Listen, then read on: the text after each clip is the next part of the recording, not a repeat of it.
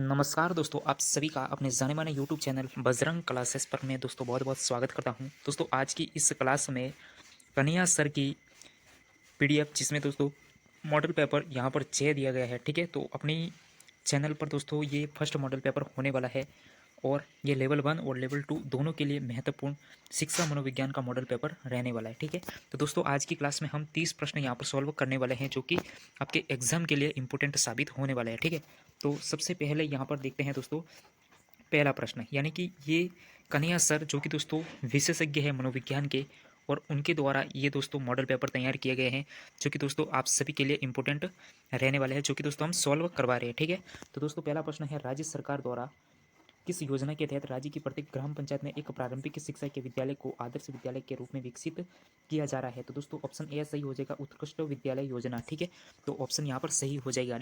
देखिए दोस्तों, यहाँ पर बिना समय गवाए आपको यहाँ पर हम आंसर बता देंगे, क्योंकि टाइम बहुत ही आपका रेट का कम है। ठीक है, संज्ञानवादी व्यवहारवादी मनोवैज्ञानिक किसे कहा जाता है? तो यहाँ पर ऑप्शन डी यानी कि 1 और 2 सही हो जाएगा, बांडुरा और टॉलमैन। ठीक है, तो ये संज्ञानवादी व्यवहारवादी मनोवैज्ञानिक है। ठीक है, तीसरा प्रश्न देखते हैं, बाल्यावस्था की अवधारणा से क्या अभिप्राय है? तो यहाँ पर समकालीन सामाजिक संरचनावादी मनोवैज्ञानिकों के अनुसार यह एक सामाजिक संरचना है। ठीक है, प्रश्न नंबर 4, पियाजे के अनुसार नैतिक विकास की अवस्थाएं इंगित करती है संक्रमण अवस्था और आत्म केंद्रिता की अवस्था, यानी कि ऑप्शन यहाँ पर सी सही हो जाएगा, जिसमें 1 और 4 यहाँ पर सही हो जाएंगे। ठीक है, नई शिक्षा नीति 2020 में विद्यार्थियों के मूल्यांकन का उद्देश्य क्या हो जाएगा? तो छात्रों को सीखने की प्रक्रिया में मदद करना। ठीक है, तो ऑप्शन सी यहाँ पर सही हो जाएगा। ठीक है, हर्बर्ट के द्वारा दिए गए पाठ योजना उपागम के चरणों का उपयुक्त तार्किक क्रम हो जाएगा? तो प्रस्तावना, प्रस्तुतिकरण, तुलना, सामान्यीकरण, अनुप्रयोग। ठीक है, तो ऑप्शन यहाँ पर सी सही हो जाएगा। ठीक है,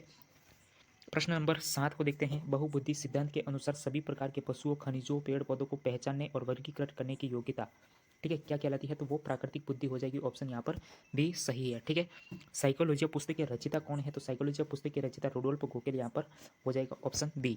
देखिए दोस्तों, ये वे मॉडल पेपर है जो कि दोस्तों इंपॉर्टेंट मॉडल पेपर है और कन्हैया सर के द्वारा तैयार किए गए मॉडल पेपर है, जो कि मनोविज्ञान के विशेषज्ञ सर है। ठीक है, तो यहाँ से आपका एग्जाम में प्रश्न जरूर छपेगा।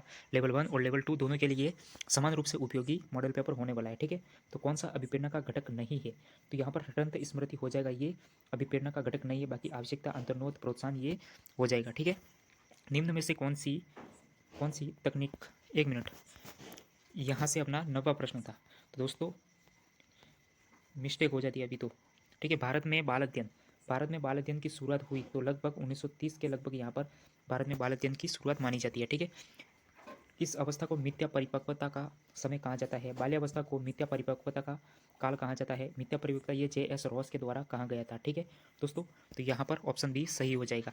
कोई भी व्यक्ति अपने विचारों को संपूर्ण व्यवस्थित कर पाता तथा उसकी सोचने की शक्ति विश्लेषणात्मक हो जाती, ये औपचारिक संक्रियात्मक अवस्था में हो जाएगा। ठीक है, तो कोई भी व्यक्ति अपने जो विचार है उनको संपूर्ण एवं व्यवस्थित कर पाता तथा उसकी सोचने की शक्ति विश्लेषणात्मक हो जाती, ये ऑप्शन सी सही हो जाएगा। ठीक है, सामाजिक एवं संवेगात्मक विकास साथ साथ चलते हैं, यह कथन किसका है? तो ये प्रो व क्रो का हो जाएगा। ठीक है, यानी कि सामाजिक एवं संवेगात्मक विकास साथ साथ चलते हैं, ये कथन प्रो व क्रो का हो जाएगा। सीखने में प्रयास व भूल के सिद्धांत का प्रतिपादित किसने किया था? तो थॉर्नडाइक ने किया था। ठीक है, सीखने में प्रयास व भूल के सिद्धांत का प्रतिपादन किसने किया था? थॉर्नडाइक। निम्न में से कौन सा उदाहरण बांडुरा के अवलोकन पर आधारित अधिगम का नहीं है? तो यहाँ पर स्कूल की घंटी बजने पर अपने बस्ते बंद कर लेना, ये नहीं है। बाकी विद्यार्थियों द्वारा कैंचों के विच्छेदन को सीखना, क्रिकेट का उत्साह और सामाजिक अध्ययन के प्रति नापसंदगी, ये सब बांडुरा के अवलोकन पर आधारित अधिगम के उदाहरण माने जाते हैं। ठीक है, निर्मितवाद के अनुसार शिक्षक की भूमिका होती है तो सरलीकृत करने वाला। ठीक है, निर्मितवाद के अनुसार शिक्षक की भूमिका क्या हो जाएगी? सरलीकृत करने वाला। ठीक है, अधिगम का कौन सा सिद्धांत व्यवहारवाद और समग्रवाद का अनोखा मिश्रण माना जाता है? तो चिन्ह पूर्णाकार सिद्धांत यहाँ पर हो जाएगा। चिन्ह पूर्णाकार सिद्धांत जो कि व्यवहारवाद और समग्रवाद का अनोखा मिश्रण माना जाता है।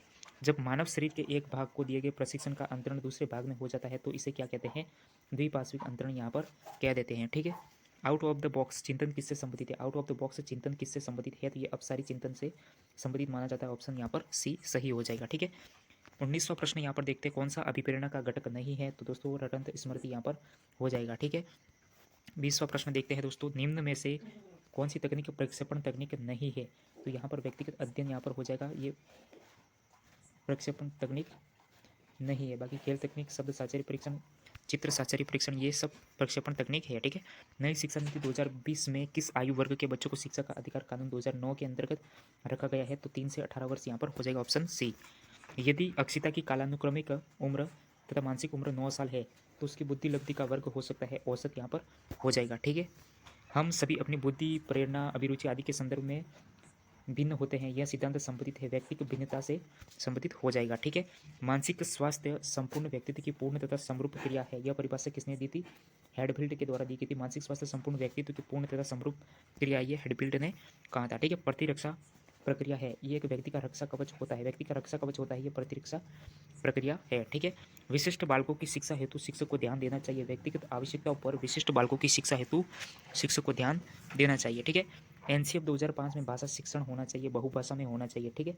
आरटी के अंतर्गत विकलांगता बालकों हेतु आयु वर्ग माना गया है 6 से 18 वर्ष। ठीक है।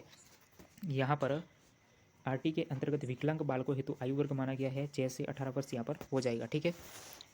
एक प्रमाणीकृत परीक्षण में होता है, विश्वसनीयता और वैधता होती है। ठीक है। ऑप्शन यहाँ पर ए सही हो जाएगा। सतत एवं व्यापक मूल्यांकन की शुरुआत में मूल्यांकन व्यवस्था को बालकों के संपूर्ण व्यक्तित्व को अधिक प्रदर्शित करने वाला बताया है। ठीक है। तो दोस्तों आज का मॉडल पेपर अपना पूरा होता हुआ, अगर चैनल पर नए चैनल को सब्सक्राइब, लाइक, शेयर जरूर करना। Thank you for watch.